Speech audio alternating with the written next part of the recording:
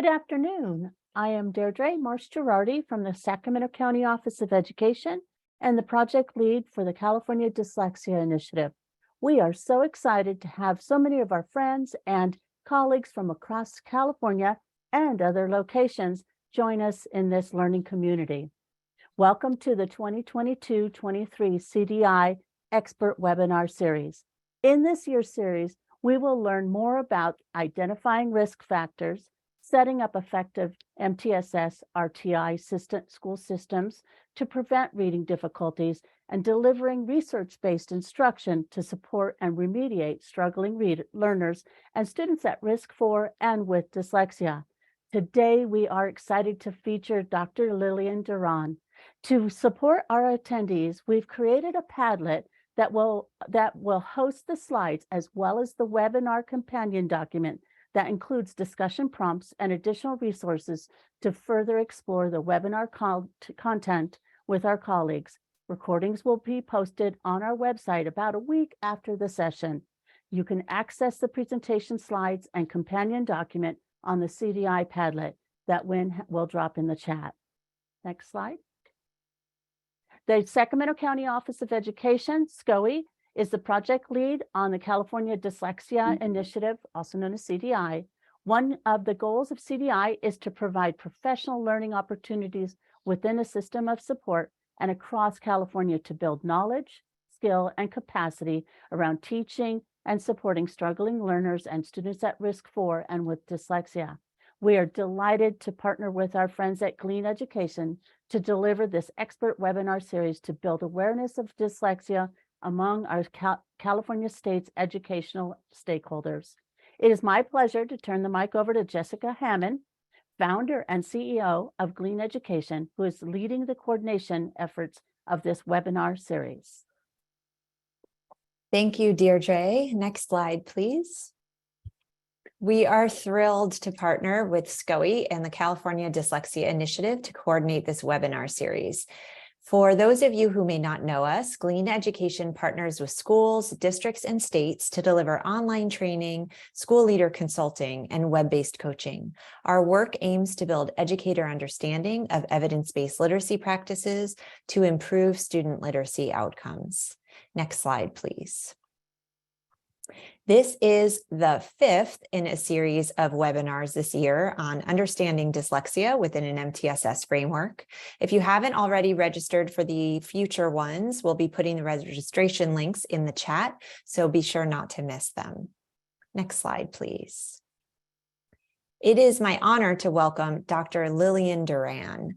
Dr. Duran has a PhD in educational psychology from the University of Minnesota and is a professor in the Department of Special Education and Clinical Sciences at the University of Oregon. Her research is focused in improving instructional and assessment practices with multilingual children, and she's currently co-principal investigator on 2 IES measurement grants to develop a Spanish preschool language and literacy screening and progress monitoring measure. She has a focus on preparing master's and doctoral students to serve culturally and linguistically diverse populations with a focus on equity. Dr. Duran frequently delivers presentations nationally on the topic of recommended practices in language and literacy practices with multilingual learners. Additionally, she has served on multiple equity and diversity councils, including the National Association for Young Children and the Division for Early Childhood. It is my pleasure to welcome Dr. Lillian Duran. Thanks, everyone. I'm really happy to be here. Something that wasn't in my little mini bio is that I'm also a native Californian. Grew up in San Francisco as a multilingual learner myself. So I'm first generation born in the US. My mom is from Germany. She grew up in a small town called Rustingen. 1931, she was born in Germany. And my dad is from Nochixtlan in the Zacatecas area of Mexico. So puedo hablar español und ich kann Deutsch sprechen, and I can speak English. And so multilingualism is a superpower, right? And so as we go through today, I'm really focused on multilingualism as an asset, not only in the state, but in the nation and globally, and how we can really support our young multilingual learners to be as successful as possible within the California Department of Education systems. So I'm only going to start here. I'm sure we're all here. This dyslexia series. We all are familiar with the definition of dyslexia. This comes from the California Dyslexia Guidelines. While there are some differences between different, varying definitions of dyslexia, we all understand that it has something to do about reading, right? Reading ability. In the special education system, we diagnose it as a specific learning disability. And we want to make sure that we're appropriately identifying children that have issues with reading. We also understand how closely linked reading is with language development and language comprehension. And so today I'm really going to try to disentangle for you and really talk through how do we diagnose, how do we identify risk for dyslexia within multilingual learners and understand the critical role of comprehending English when we're conducting English assessments, but also how might we do that in various home languages. So that'll be the focus of today's presentation. So we know that language is the foundation of literacy, as I was discussing. With multilingual learners, it is, obviously a critical component because we have to take into consideration their home language development, their, heritage language development, in addition to where they are in terms of that trajectory in English language development. We also know that there's a lot of diversity in multilingual learners. There's some children who are speaking English and their home language or languages simultaneously, and they grow up speaking in multilingual households, such as myself. Other children come to school where kindergarten is really, or preschool, is their first formal introduction to English, where they have the requirement to understand English and produce English in naturally occurring communicative contexts.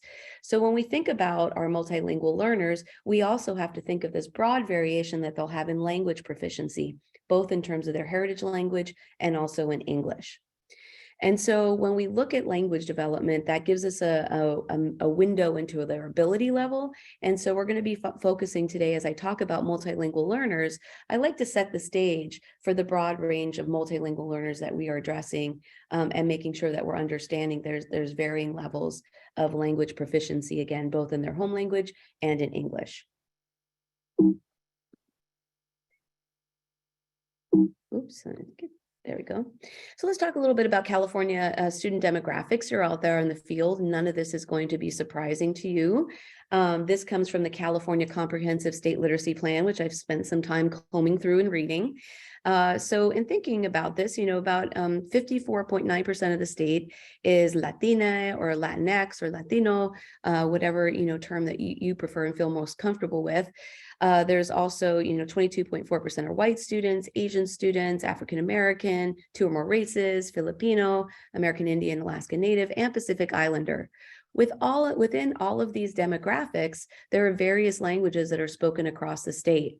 Today, we're going to focus a lot on Spanish and English, but I also don't want to lose sight of all of the other amazing languages that are represented in the state that are equally important and valid and important for us to come up for solutions to equally address those children's needs. Of all of English learners in California, so there's about 18% of public school students in California are identified as English learners, but about 40% of California students are reported to speak another language at home. But to be identified as an English learner in the state, many of you are aware that you use a test called the LPAC, the English Language Proficiency Assessment for Californians, or I think I got that pretty much correct there. And so that test is a gateway. It helps teachers know whether or not students have enough language proficiency, English language proficiency, to participate in mainstream English curriculum and to be administered English assessments. Those students who score lower on the LPAC and do not have the level of proficiency deemed appropriate in the state to fully participate in mainstream English instruction or assessments are classified as English learners. And I think that's really important to be aware of, because while 18% of these students are classified as English learners, there's also more students who are speaking other languages at home. And we know that bilinguals are not exactly the same as monolinguals. They will have skills distributed across both languages, vocabulary distributed across both languages, syntactical, or the way that they construct their language and sentences that might be influenced by one grammar or another, given that they're still bilingual. And so this slide and what I'm trying to capture here again is a bit of that variation in the diversity that we find within English learners. We have English learners, about 18%, that are identified as having lower English proficiency as identified by the LPAC. But we also have other populations that are speaking languages other than English at home that will have some of these same influences and cross-linguistic transfers and issues around assessment in English, but just haven't been identified as English learners on the LPAC. And both populations are important for us to consider when we're thinking about screening for dyslexia and what that means about their performance on the English assessments that we're administering most often to identify potential risk for dyslexia. So think for a moment in your own school systems right now, what kinds of assessments you have in place, how you differentiate those assessments for English learners, and whether or not your areas have thought carefully about what is the level of English proficiency of the students that you're administering English assessments to. How do you use LPAC scores in those decision-making processes? And do you have a way to know if a student is not identified by an LPAC score, whether or not another language is spoken at home, and how might that influence their performance on those English assessments you might be using? Oops, how did I suddenly, I clicked stop share. Okay. There we go.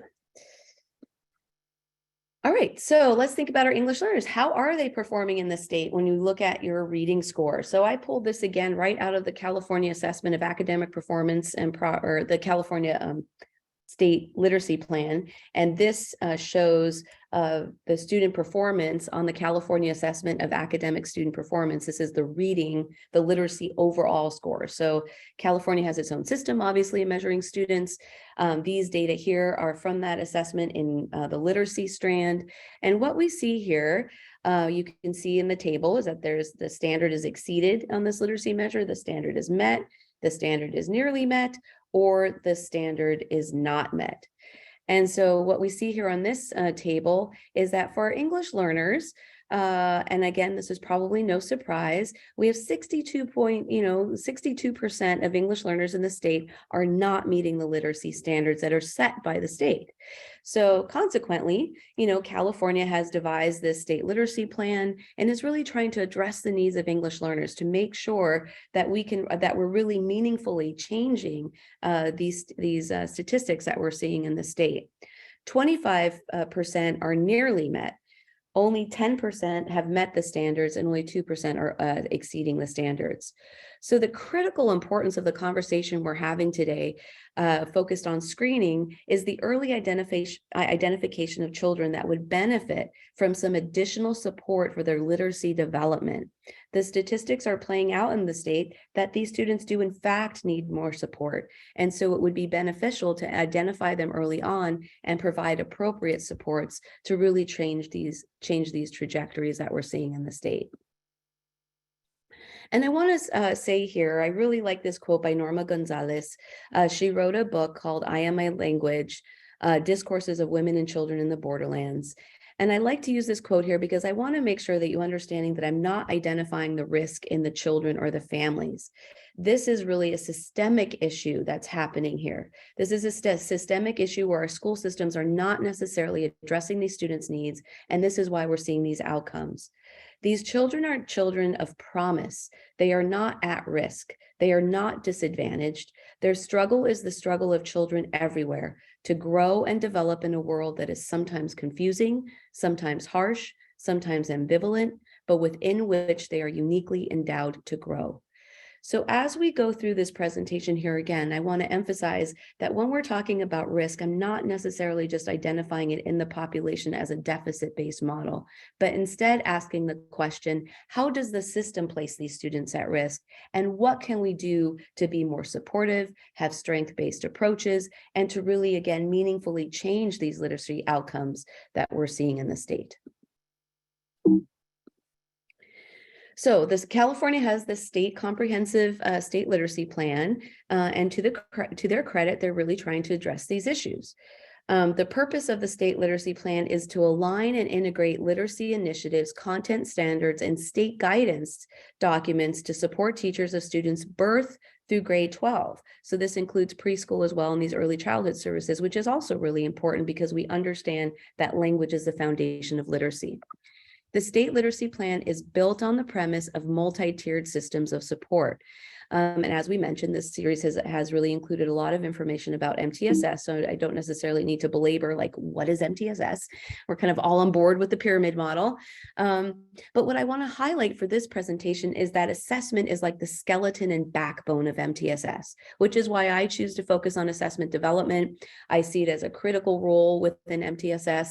And today, that's why I want to focus on assessment and screening, is because we know that that forms a foundation of how we understand what are the children's current ability level, what level of instruction would they benefit from, tier 1, tier 2, and tier 3, and how do we appropriately identify that for our multilingual learners when the premises and the core value is here that we understand that language comprehension and language proficiency really form that child's core knowledge base of how they will perform on those assessments that we put in front of them. So with this in mind, I hope it all ties together why we have this focus today on screening and assessment within multi-tiered systems of support, and how that ultimately translates into what interventions and instructions we'll offer to these students and how effective they might be in the long run. So as I just discussed, I kind of jumped ahead a little bit because I knew it was coming up, but essentially we need these assessments to guide instructional decision-making in addition to identifying risk, right? We also need assessments that tell us what to target, what are their strengths and weaknesses. We can also use assessments to indicate whether or not they're making adequate progress for progress monitoring, and also down here, you know, in thinking about determining risk for reading problems or dyslexia. So I want to talk to you a bit about multitudes right now. Many of you out there know that I've been involved with designing assessments for the state for the purpose of screening dyslexia, but also down the road to design assessments that will inform instruction, that will help us understand, you know, what are those students' critical areas of need, and whether or not we're making adequate progress, that students making adequate progress with the interventions and instruction that we're offering. So within multitudes, we're developing these dyslexia screening measures, as I said. The goal is to accurately screen all students in the state of California, you know, at some point for dyslexia. Clearly, with that goal in mind, we always have to have that focus on diversity within the state of California in mind, and understanding the approaches that will be appropriate for all children. A one-size-fit-all approach is not what we're aiming for. Rather, we're aiming for tailored approaches that we know will be specific with certain populations.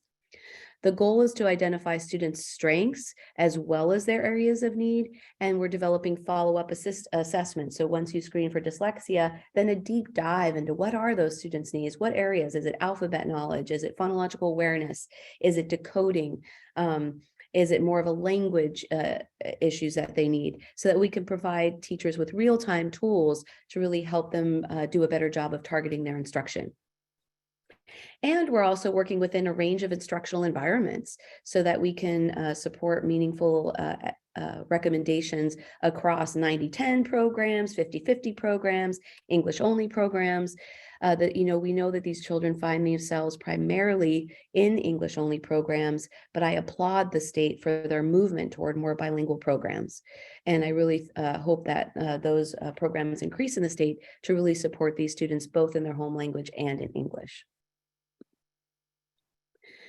So now I'm going to talk to you a bit about the critical role of language proficiency. Language proficiency really hones in on this idea that as multilingual learners develop, they have strengths in their various languages, and various languages might have certain dominance over time. And much of this dominance in early childhood is influenced by the amount of exposure that that child has to that language at that given time. Children are highly malleable. And so once they begin, so let's give an example here, right? We have a child who primarily speaks Spanish at home. They enter a pre-K-20 program. It's primarily English. That child's language proficiency can shift fairly rapidly if they're immersed in English for 8 hours a day or 6 hours a day and coming home to speaking Spanish, but rapidly they'll start acquiring more English, maybe trying to use more English at home as they're using English in school. And so the idea of language proficiency is quite fluid, especially early on in a child's development. As I mentioned earlier, in California, once children enter the structured school system in kindergarten, they're given the LPAC in order to determine English language proficiency, but we don't really have measures to look at Farsi language proficiency or Spanish language proficiency or Somali language proficiency. And so we really have to think carefully about how do we gather information from parents. I'm going to show you a tool that I use here in a few slides, and think about the critical role how that undergirds their performance on the assessments that we administer.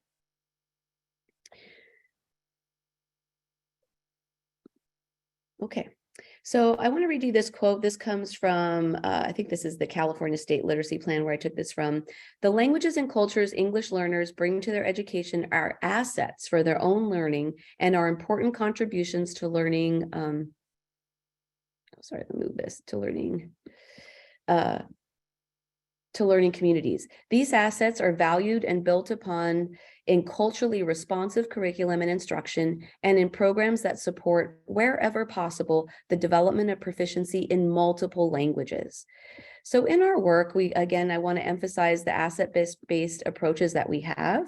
We're not only designing assessments in English, but we're designing assessments in Spanish. We have a team working in Mandarin. And as we continue on this journey, we hope we can have assessments in more languages.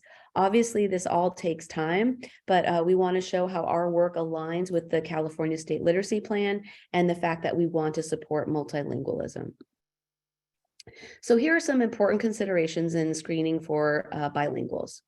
We want to take into consideration the child's home language exposure, the amount of English and the amount of home language or languages that they're exposed to, the language of instruction they find themselves in, what language is used for reading instruction. This is critically important when you're using reading-based measures. You want to make sure that it's mapping on to the language that children are actually instructed to read in. And then taking careful consideration of cross-linguistic transfer. Children who are bilingual or multilingual will draw all of their language resources when they're tackling various assessment problems, especially in language areas, receptive and expressive language. And so we want to make sure that we're taking that into consideration in our measurement paradigms. So first, let's talk about home language exposure. So how much Spanish and English are children exposed to at home, or insert whatever home language there? What language skills are children entering school with, and how might that impact their reading development? So here's a tool that I have used in our IGD research, the Individual Growth and Development Indicators. Over the last 12 years, I've been involved in preschool measurement design and in Spanish and primarily in Spanish, but also looking at how bilinguals perform across English and Spanish measures. And we use this tool to have parents report on how much English, how much Spanish, and across a day. This is built for a preschool population in that we're looking at morning routines, early afternoon, mid-afternoon, and then evening to bedtime. And parents reported whether they're using Spanish, English, or both during these time blocks. You can see here that we also divided it by what languages children are hearing and what they're speaking. So, there's a typo there. The second block should say speaking. And then Monday, so this is Monday through Friday and Saturday and Sunday, and then Monday through Friday and Saturday and Sunday, what they're hearing and what they're speaking across the weekdays and then the weekends. What you'll notice here, or something I want to highlight with this model, is we've run analyses and looked at what were the most predictive time blocks in this matrix.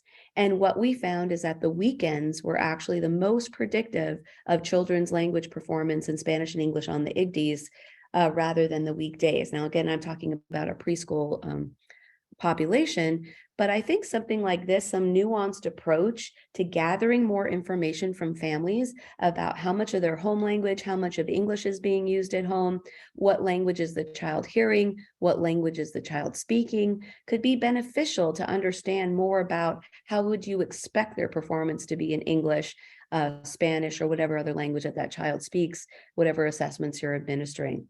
So again, as a practitioner point here, thinking to yourselves, how do we gather this information from families? Do we currently do this? Is it meaningful? Do we incorporate it into our assessment plans in any way? Or how might we begin to use some of this information and gathering more information from families so that we could understand more about children's home language exposure rather than just a checkbox in understanding that another language is spoken at home, but we don't know how much and how much English. So we have that, profile of home language, how much is being spoken at home, and then that child finds themselves in our instructional settings. This week, I had the pleasure of going out to Freedom School out in Watsonville. That was a fantastic dual language school. It was amazing to hear Spanish coming out of the classrooms. There was Spanish all around, written all over the school. Absolutely loved it. We were doing Spanish language and literacy assessments with the kids, and they're just excelling. And it was just really exciting to see that. Sometimes we go into English only environments where we also were, assessing kids, and kids are more reluctant to speak Spanish in that setting. We get them into a different room and we have to prime them to pull out the Spanish because they've been speaking English all day long. And so this idea of language of instruction has a profound effect on what language the child will see is appropriate to use in that context, how they might perform in that context on Spanish language assessments if the whole day and the whole environment has been primarily English speaking. And obviously, it'll have a influence on their reading assessment. If they're only taught to read in English, we cannot assume that they know how to read in Spanish. They might have Spanish language skills that they're learning at home. But in order to be able to read in a language, you need some sort of instruction to teach you about the orthography, the letter sound correspondence, how to put those together, how to, so obviously, when you're thinking about a nuanced approach to assessment, you have to understand the difference between language assessments and literacy assessments and how the school language of instruction will impact that.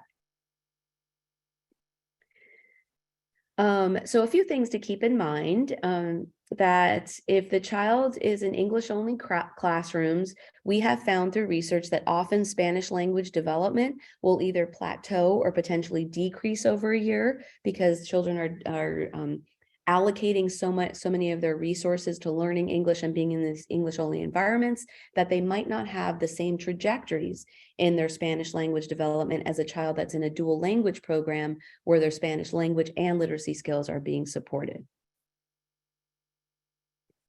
So in terms of answering some of these big questions that I know are really critical to you out there in the field, is like, what language should I assess this child in? What makes sense? So I have these assessments that are available to me. Some of your school programs, here's another, practitioner moment for you to reflect. What languages of assessments do you have now? Do you primarily use an English only assessment model? And if so, have you considered how that might impact those English learners that have lower English proficiency? Do you accommodate in any way? Do you carefully consider the scores that they achieve and why might they have achieved those scores in English given their language proficiency? So sorting out some of these issues is not easy, and there's a lot of nuance involved in trying to understand how to interpret the performance of students on these assessments when you're thinking about their home language background, as that meshes and mingles and interacts with their school language of instruction, and as that interacts with all of these various assessments that we might administer. So primary considerations are, what is the child's current language exposure and potential language dominance right now? They might be balanced bilinguals or clearly more dominant in Spanish or their home language, or transitioning to more English dominance, right? We also have children, when we go out to assess, we're trying to assess them in Spanish, and they're more likely to use English with us because they have this shifting dominance over to English. What are the assessments measuring? So again, these assessments are not all equal. Some of them are having kids read words, and some of them are having kids identify pictures, right? Identifying a picture is a language task. Reading words is a literacy task. And those are different kinds of tasks. And we have to think again, which is the most appropriate measure for this child, and in which language are each of these measures more appropriate? And then again, I brought up the reading instruction question. So here's some of the more about these important nuances that we need to introduce into this discussion. We need to, first of all, fundamentally understand that multilingualism is not the same as multiliteracy. Just because I know how to speak a language doesn't mean I know how to read in that language. To be literate in more than one language requires reading and writing instruction in that language. So again, a focus on, does your program actually teach reading in Spanish, or is it an English only model for reading instruction? Therefore, if you're serving multilingual learners in English-only instructional settings, reading measures in Spanish might not be appropriate, right? Those children will underperform on those reading measures because they haven't been instructed to read in Spanish. But language measures in Spanish for our children who are more dominant in Spanish will be incredibly important for you to have an understanding of their ability level and what they know in Spanish. In dual language instructional environments, really assessment in both languages is necessary. These kids are growing in both languages, and if they're giving reading instruction in both languages, then a dual language battery of reading measures might be appropriate to administer so that you could see their baseline performance in both languages, their growth in both languages in terms of their reading performance. And also, if we're identifying risk, we need to understand that child, if they truly have risk, they will show risk in both languages and not just one. That's something, again, my background is in special education. For 9 years, I conducted assessments for special education eligibility. And one of the hallmarks, especially of language delay, when you're looking at multilinguals, is language delay will show up in all of the languages that they speak, because children don't pick and choose how they're going to display or manifest that language delay. It will show up in all. The same is true for dyslexia. If they have a risk for dyslexia, that will show up in the various languages that we might test them in. It's not just in one language or the other. So this is why in dual language instructional environments, where you have kids who are growing proficiency in both languages, the recommendation is really to assess in both, that will be much more predictive of risk than in one language in isolation. So I wanted to follow this up because I know that's a lot of information and it has really practical importance, and maybe not the way that we've looked at this before. We often just say, okay, we'll choose what language you're going to assess in. But those of us who are researchers in this field understand that there's a lot, many more factors that we need to consider to make these decisions. So let's start with a little case study one, Alfredo. Alfredo speaks Spanish at home. He's in first grade and is more dominant in Spanish than in English. He is in English-only first grade classroom, and it's time for the school to conduct dyslexia screener. They have an oral language, a phonological awareness, and a word reading test that we'll be administering, which is pretty common across these screening measures.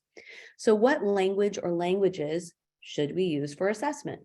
So think for a second to yourself based on what I said. Like, what would you think? Take a second. Well, since Alfredo is more dominant in Spanish, it makes sense to conduct the language portion of the testing in Spanish. So if we're using, say, an expressive vocabulary measure, we do that in Spanish. The phonological awareness task can also be conducted in Spanish because he'll be more familiar with the words and the task. And what we know is that phonological awareness skills between English and Spanish have a nice relationship. They're correlated, such that if a child can do alliteration or blending or elision in Spanish, they're likely to be able to do that in English, because we consider that a metalinguistic skill. They can manipulate sounds, they're hearing first sounds, they're hearing end sounds, they're able to remove sounds. And so if they're able to do that in Spanish, most likely that's a good signal that they'll be able to do that in English, because those skills are really correlated. And so in his case, I would choose Spanish assessments, again, because you'll be more familiar with the words. However, given that all of his literacy instruction has been in English, I would use the English word reading skills, but with the caveat and the interpretation that he's still beginning to, still working on mastering English, and he might not perform very well on that word reading measure in English because he's just learning to read English. So if his skills were really high in expressive vocabulary in Spanish, his skills were above benchmark in phonological awareness in Spanish, but his word reading was really low in English, then I would understand that Alfredo needs some more time. He needs some more time to learn English. He needs some more time to master those skills, and then a word reading measure in English would be appropriate. But if his skills in Spanish are strong, then we know that we probably have less reason for concern. So this is just one case study of how we start to think about understanding risk, taking language into consideration, and language proficiency and language of instruction. So let's talk about case study 2, Alejandra. So Alejandra also comes from a Spanish-speaking family, and her dominant language is also Spanish at home. So I wanted to have a parallel kind of case study here, but she's in a dual language academy. It's different. And she's receiving reading instruction in both English and Spanish. So it's time for them to conduct dyslexia screening. They have an oral language, phonological awareness, and word reading test. What should we do for Alejandra? What would be different for her?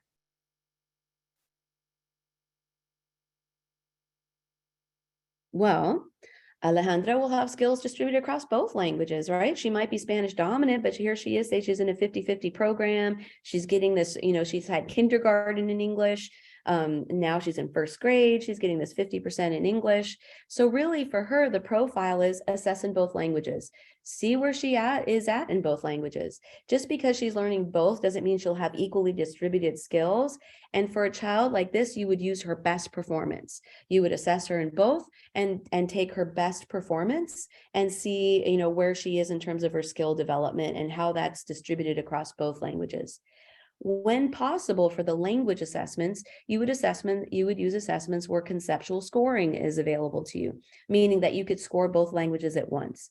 There are new vocabulary tests that are coming out, like the well, they're not necessarily new anymore, but for diagnostic purposes, like the expressive one-word vocabulary picture test or the BESA, where you can conceptually score vocabulary. An example would be you show a prompt of a dog, and the child could either say dog or perro, and that would be correct, right? But the very next item might be cat, and the child would say cat instead of gato, and the next item might be corn, and the child would say elote, so you could go back and forth scoring English and Spanish on the same metric.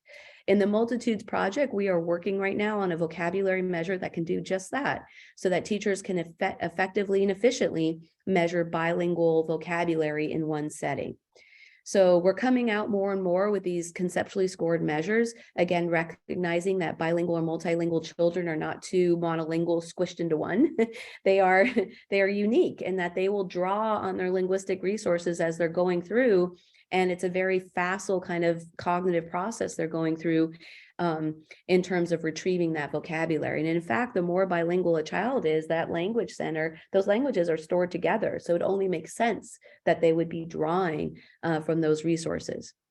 So again, just to kind of recap here, if you have this, if you're in a dual language program and I'm talking to you and you're thinking about your assessment paradigms and what you're using in your schools, I hope some of this information is helpful for you to sort out when you are assessing in both languages, how to consider performance in both languages, and also thinking through if there's any assessments out there that you might be able to use where you're able to score, especially in, well, really you can only do this in language, score together.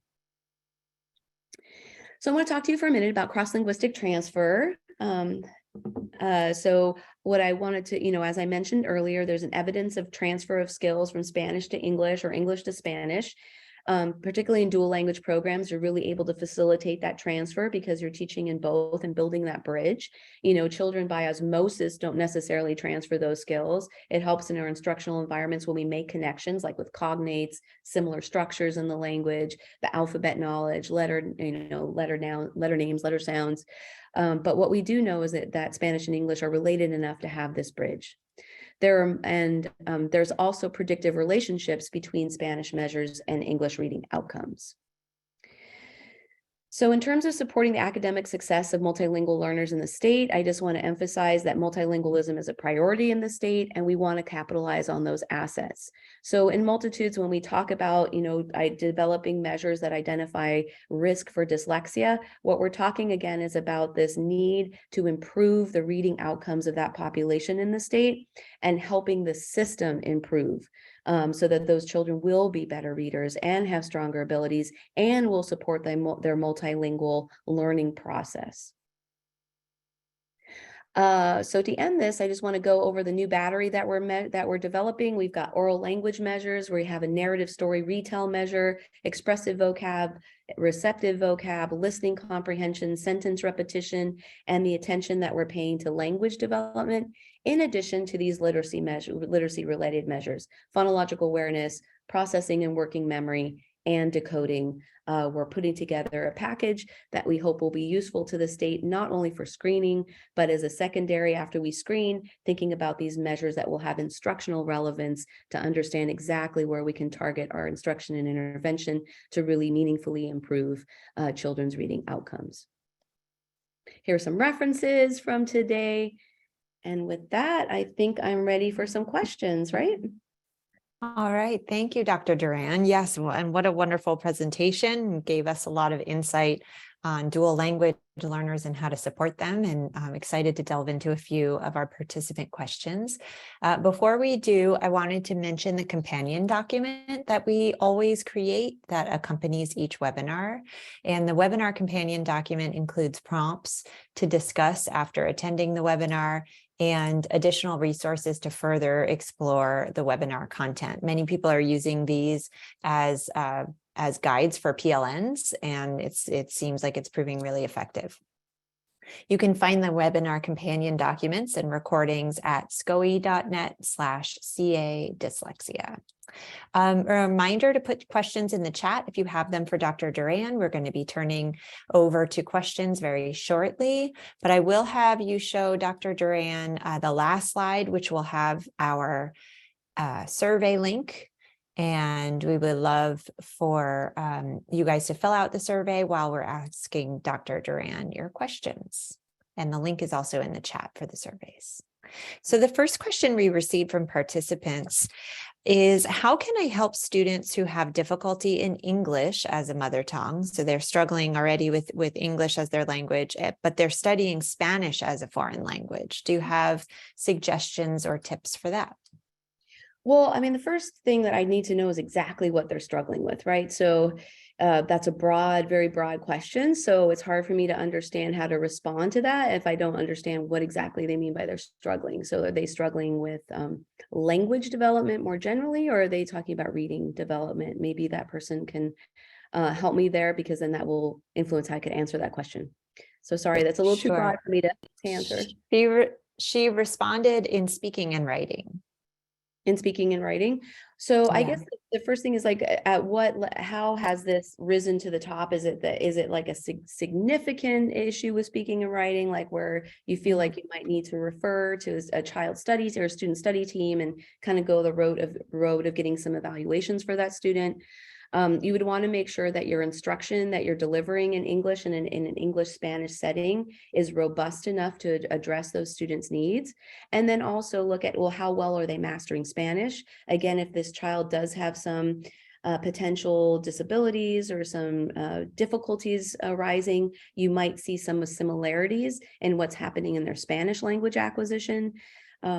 Certainly in dual language programs, there's no reason for us to assume that we need to pull a child from a dual language program if they're having some issues. Rather, we need to embed appropriate supports to help that student be successful in those environments.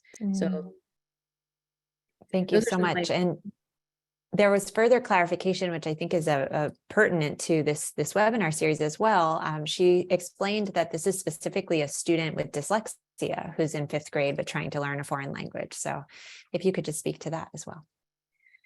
Yeah. And so what I'd say about that, again, I think it just reinforces the point that I was making earlier, that if she's experiencing these dyslexic symptoms in English, she will experience those in Spanish. And so a lot of the same strategies that you would use would manifest across both languages to really support her literacy development.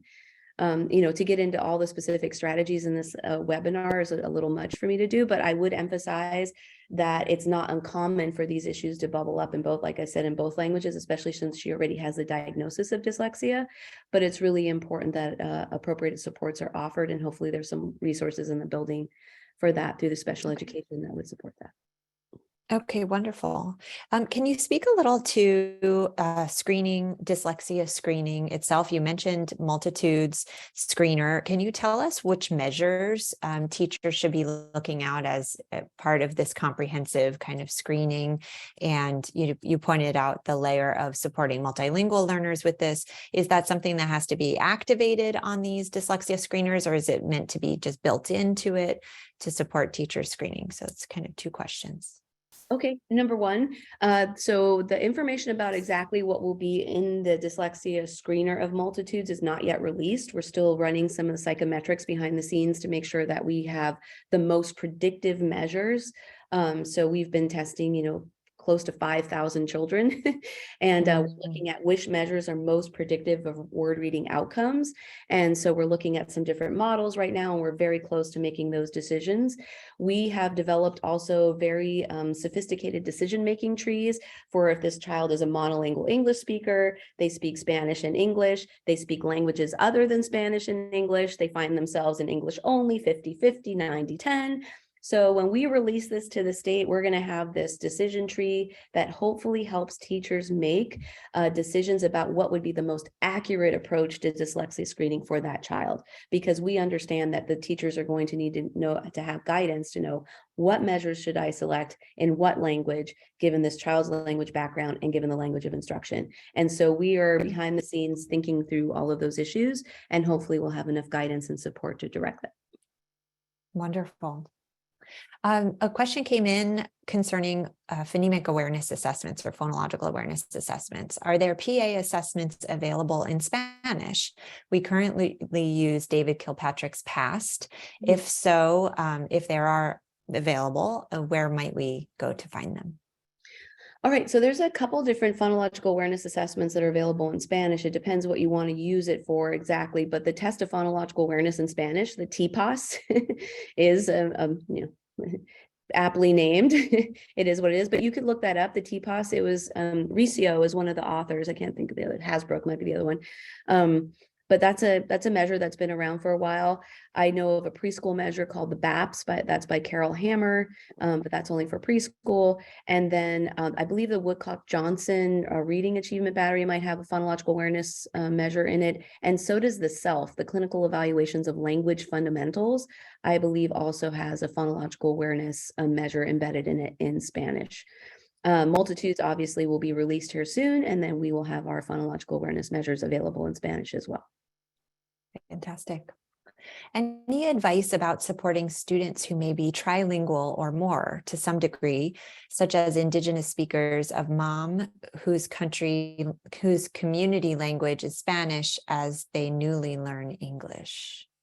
Yeah, this is a really interesting and important population and growing population across the west of US. In fact, in Oregon, we're seeing dramatic increases in the MOM population. And one of my colleagues, Gabriela Perez, does amazing work in Oregon, where she, and maybe I can share this with you and you can post it, she has maps of where these different indigenous languages of Mexico are from. And so if you ask the family where they're from, you can pinpoint on the map. She also has some information about each of the languages and how they're different and what we might look for. I think the biggest thing that I have seen is just not assuming because a family is from Mexico that they speak Spanish. And we've had to learn that in our own research too, where we've pulled kids out to do Spanish language assessments and they do not speak Spanish. And so we have had to check our implicit bias, like, oh, just because you're from there doesn't mean you speak Spanish. So I think in all of our family home questionnaires, in school questionnaires, we need to provide room for families to indicate that they speak those indigenous languages like MOM from Mexico. Two, we need to increase the number of interpreters we have available to us for those languages so that we can glean more information from those families about how much MOM is being spoken at home, if there's any Spanish in addition to MOM speaking at home. So I think our systems are not very well equipped just quite yet for these populations. And I certainly don't have assessment solutions for MOM, right now. So I think what we are doing for languages other than Spanish and English, and a little bit of Mandarin right now, where we have some early measures, is we're going to be developing checklists so that teachers can use them with interviewing families to get more information for looking at student progress over time. But MOM is certainly on my radar as a population of interest in the state and something we need to develop more resources for. But until then, what I can do is maybe on your website with this webinar, I can link you to my colleague, Dr. Perez's work, and you can see some of the amazing resources that are available through her lab. I think that would be very helpful because we got a follow-up question that has a lot of overlap, but may trigger some other suggestions. And so I'll read it. Do you have suggestions for how to support students that are subtractive bilinguals, meaning they come from a non-English speaking family, but they do not have proficiency in the family's home language, nor do they have proficiency in English? So maybe more a question about instruction there. Yeah. So unfortunately, if you find yourself in an English only environment, it's very hard to support that child's home language, especially outside of early childhood programming, because K through 12 teachers, by and large are conducting their classroom practice and not necessarily in the homes, and don't necessarily have as much contact with families as we would hope that they would have. It's just a difficult scenario, the way that public schools are set up in the US in that way. But I would encourage you, for teachers to emphasize the importance of bilingualism, support, whenever you are meeting with families, supporting them and supporting their child's home language development. One thing that I worked with in Minnesota that was quite helpful to families is I worked with local public libraries who started, they called it language of the heart reading times, and they would find local community volunteers to come in and do story time. And in Minneapolis, it was Somali, Hmong, and Spanish, and Ojibwe. Actually, those are the 4 languages that the public libraries did readings in.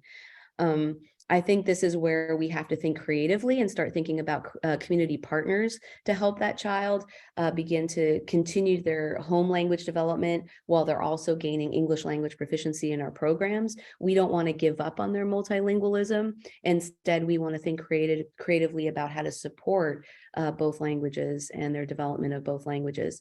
Unfortunately, this is a situation that multilingual learners find themselves in more often than those kids who have both languages supported in a dual language program.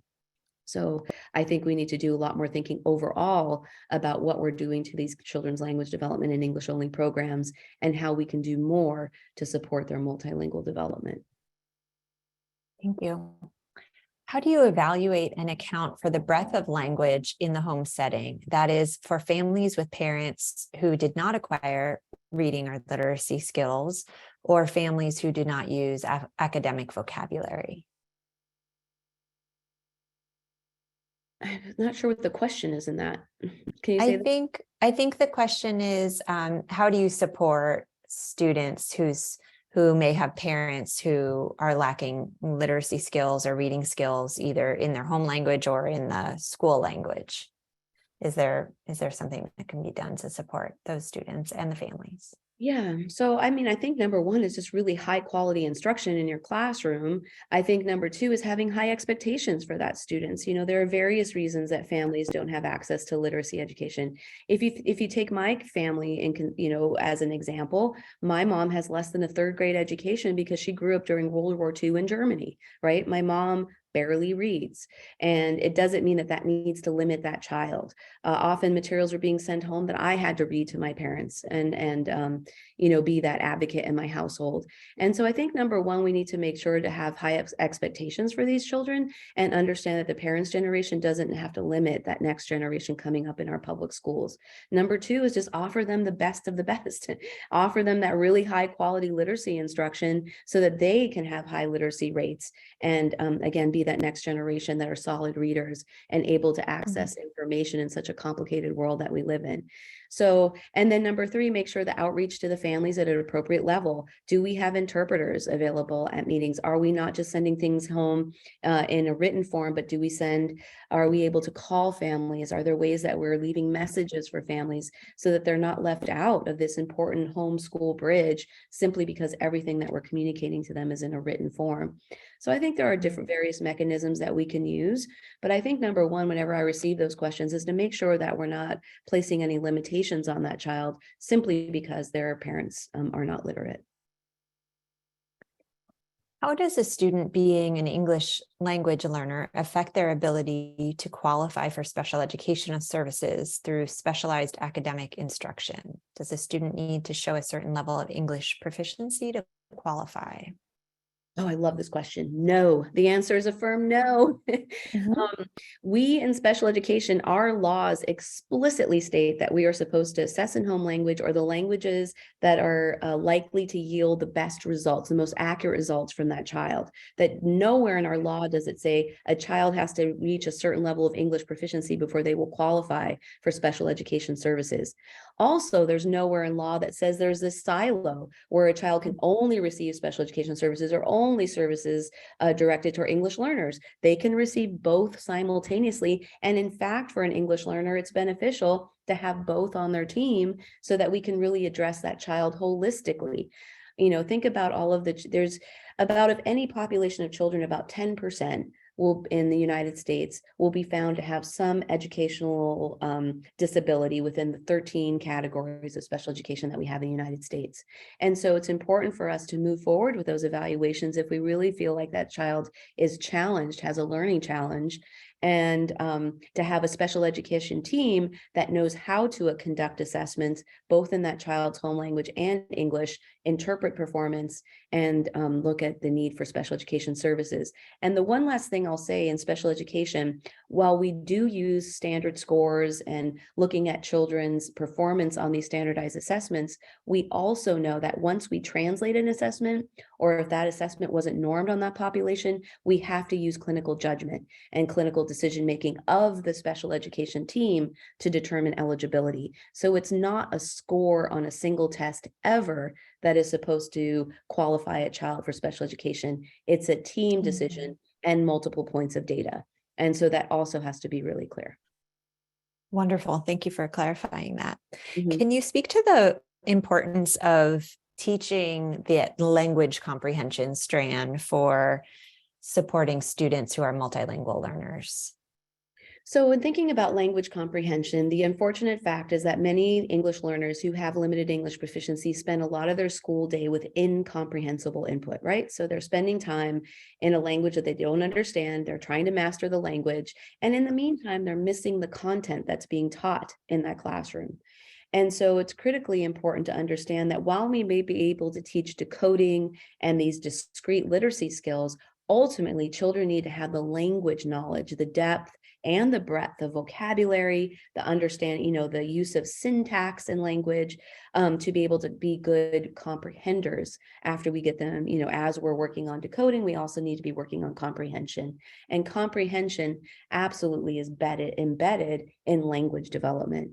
And so in thinking about language comprehension, in all lessons that you're targeting with English learners, you have to have a component that is focused on English language development, this planned language acquisition, where you understand that in order to be successful in this lesson, the child also needs to have this foundational language information to understand what's being taught in the lesson. So I think in our programs, definitely in our teacher prep programs and in professional development, we need to focus a lot more on how teachers can embed language development within all of the areas that they're teaching.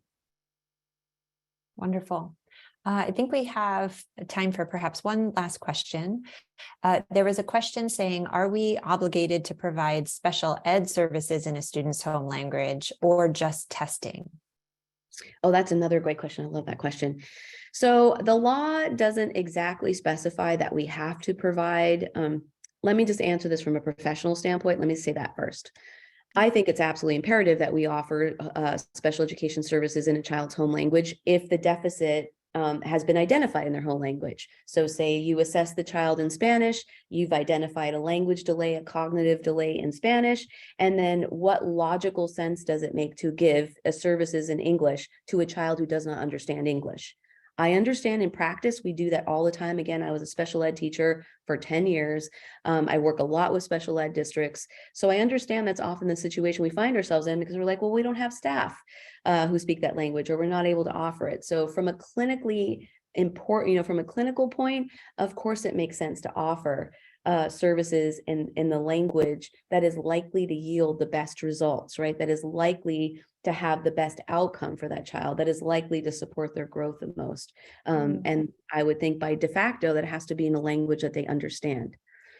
So the law is a bit unclear in that. What it says is that we're supposed to, definitely assess in the home language and then offer services that are beneficial to the child. But no, it doesn't specifically say in their home language anywhere in the law itself. But, the spirit of the law is that those services are supposed to be evidence-based and they're supposed to be a good match for that child. They're supposed to match to that child's needs. We do have one more question that we have time for. So I was just going to ask this last one. Following up on special education, the question asks, what about the 1% to 2% of students who enroll in school without any language? What is your recommendation for this population? And do you see an opportunity to address this group in this work, even if only a teachable moment about our most impacted students? So if you're referring to children who are nonverbal, I think that's what this question is about, so for children with more moderate to severe disabilities, again, I'm familiar with working with that population. What I always talk about there is functional communication, right? Really think about the quality of these children's lives and who they interact with the most. And who are they going to interact the most with over their whole lifetime? Their families, their communities, their support systems. And so unfortunately, we often gear a lot of our services toward the professionals that they'll interact with, which is a blip in time in terms of their whole lifetime. I'm their kindergarten teacher, I'm their first grade teacher, I'm their second. You will come in and out of their lives. And yet we privilege English often in those settings because it's the language of the provider, but not necessarily the language that will be most meaningful to that child for functional communication across all of their natural settings. So when you think about children who are nonverbal in our school programs and special education, we offer visual symbols, we offer talk, all sorts of augmentative and alternative communication sources that can be programmed in multiple languages. And I think more and more, we really need to become in tune with that child and see them over the lifespan, and thinking about how we can program and make these vehicles that we have in place for communication for nonverbal children, and make sure we have a multilingual approach to those services as well. Perfect. Well, Dr. Duran, thank you so much for answering our questions today and your wonderful presentation. I thank you on behalf of Glean Education, the Sacramento County Office of Education, and the California Dyslexia Initiative. And thank you to our wonderful attendees who take the time to spend an hour with us after their busy days. We look forward to seeing you all at the next webinar with Dr. Carol Tolman on word recognition in a structured literacy approach, and that's on March 9th, 2023. Please register for that event, and the link is in the chat. Thank you so much and have a wonderful afternoon. You take care. Thank you, Dr. Duran.